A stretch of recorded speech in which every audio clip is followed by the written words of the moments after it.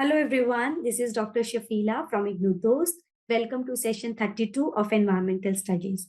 Environmental Studies is an elective paper for those who are taking admission in UG program in IGNU.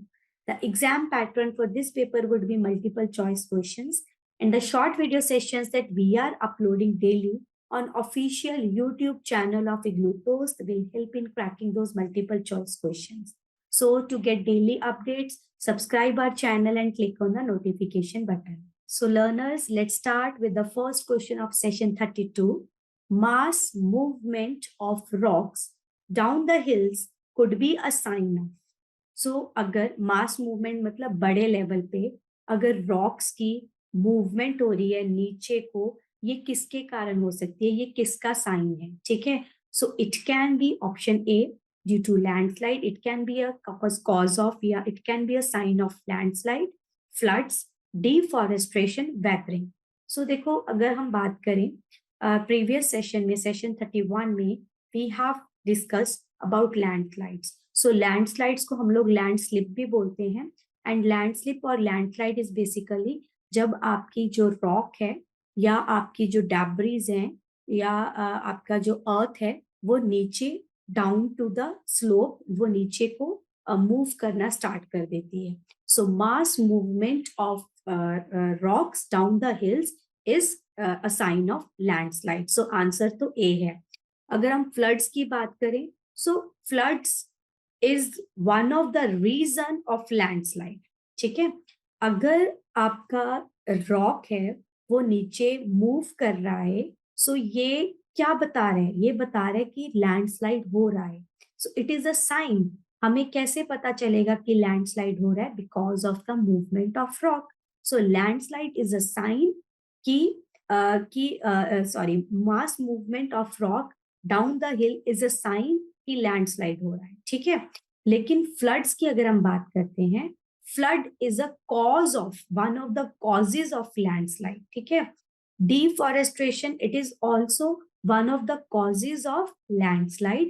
Weathering is again one of the causes of landslide. तो जो B, C and D है, तीनों आपके down the हिल आपके जो rock move करती है, उसका रीजन है फ्लड्स, डिफॉरेस्टेशन, वेदरिंग. हाउएवर, अगर रॉक नीचे डाउन मूव कर रही है, इट इज अ साइन कि लैंडस्लाइड आ रहा है. ठीक है, अगर वेदरिंग की बात करें, floods and deforestation, I hope it is clear to you. अगर हम वेदरिंग की बात करें, वेदरिंग का मतलब है breaking of the rocks due to temperature. अगर आपकी रॉक्स में क्रैक्स आते हैं तो रॉक छोटे छोटे पार्ट्स में टूट जाती है, पार्टिकल में टूटती है. So that process is known as weathering. So weathering is basically breaking of rocks. Clear? Second question, which of the following states of India is notorious for witnessing maximum numbers of landslide? किस state में, India की किस state में सबसे ज्यादा landslide होते हैं? Options are Punjab, Uttarakhand, Tamil Nadu, Kerala. So अगर हम बात करें according to ministry of earth sciences, latest, like in the year 22, as per given by Ministry of Earth Sciences, last 6 to 7 years में केरला में सबसे ज्यादा लैंडस्लाइड्स हुए. ठीक है, सो कौन सी स्टेट में सबसे ज्यादा लैंडस्लाइड है होते हैं? That is Kerala. क्यों? Because of floods. वो फ्लड्स क्यों आए? Because of deforestation. ठीक है, पेड़ों को काट रहे हैं जिसके कारण फ्लड्स आ रहे हैं, फ्लड्स के कारण क्या हो रहा है? लैंडस्लाइड्स. सो कहाँ पे सबसे ज्यादा लैंडस्लाइड हो रहे हैं? So according to ministry of earth sciences, Kerala में. ठीक है, so answer is D. Next है, how much time is taken to form 1 centimetre of soil? So soil formation की बात हो रही है जिसके 2 स्टेप्स हैं, वेदरिंग एंड पिल्डोजेनेसिस. ठीक है, वेदरिंग जो है वो प्रोसेस स्लो होता है. वेदरिंग का मतलब है ब्रेकेज ऑफ रॉक, रॉक्स का टूटना. सो रॉक्स जो है वो धीरे धीरे टूटती हैं, वेदरिंग प्रोसेस जो है वो स्लो होता है. ठीक है, सो वेदरिंग के बाद second step is pedogenesis, the process of formation of soil. So जो आपके ब्रोकन रॉक पार्टिकल है, they get mixed with the soil particle या they get mixed with the organic material, organic particle, जिसके कारण आपकी soil बनती है, ठीक है। So that step is known as pedogenesis. तो आपकी जो सॉइल है उसको बनने में, अगर मैं 1 सेंटीमीटर ऑफ सॉइल की बात करूं, उसको बनने में कितना टाइम लगता है? Options are 10+ years, 5 years, hundreds of years, few months. So correct answer is hundreds of years. 200 से लेके 400 या 500 ईयर्स तक लग जाते हैं to make 1 centimeter of soil. And 1 centimeter of soil is like 1 centimeter, बहुत छोटा. So 1 centimeter of soil बनने में hundreds of years लगते हैं. Next question, which part of the soil is fit for the vegetation? देखो जो आपको screen पे पिक्चर दिख रही है, this is the structure of soil, ठीक है। तो यहाँ पे अगर देखो सबसे टॉप पे वी डू हैव ग्रासेस या प्लांट्स, तो this is the organic layer, ठीक है। इसको ओ होराइजन भी बोलते हैं, ओ होराइजन और ऑर्गेनिक लेयर, जहाँ पे आपको प्लांट्स दिखते हैं।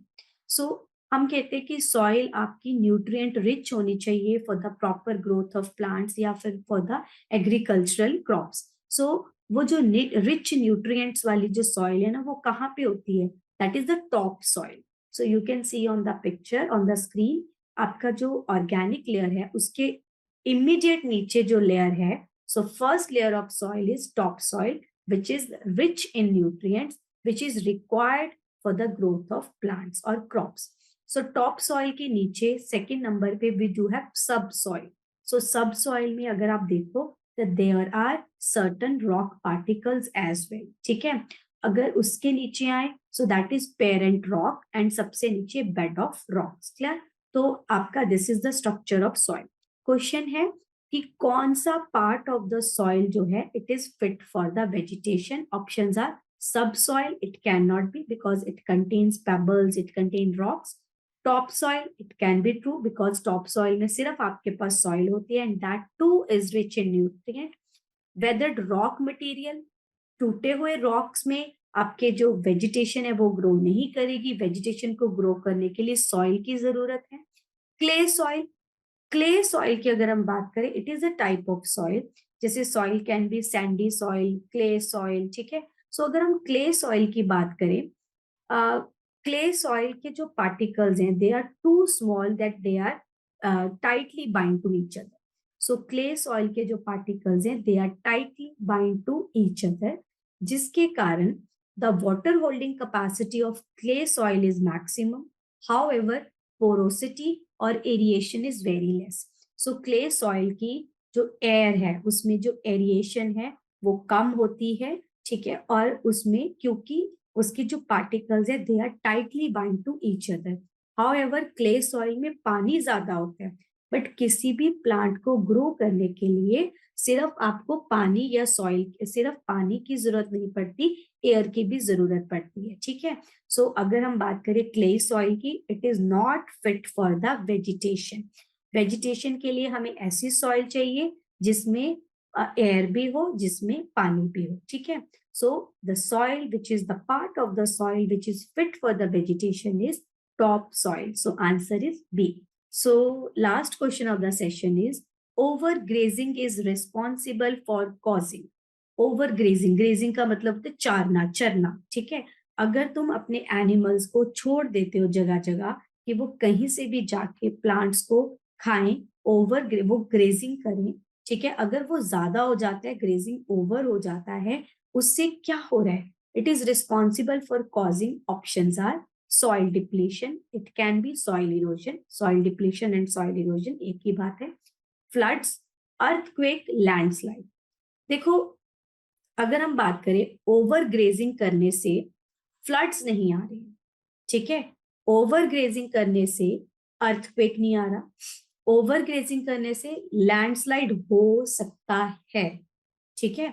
सो फ्लड एंड अर्थक्वेक जो हैं ये आपके ओवर ग्रेजिंग का रीजन नहीं है। सॉइल डिप्लेशन एंड लैंडस्लाइड अब हम दोनों को डिस्कस करते हैं।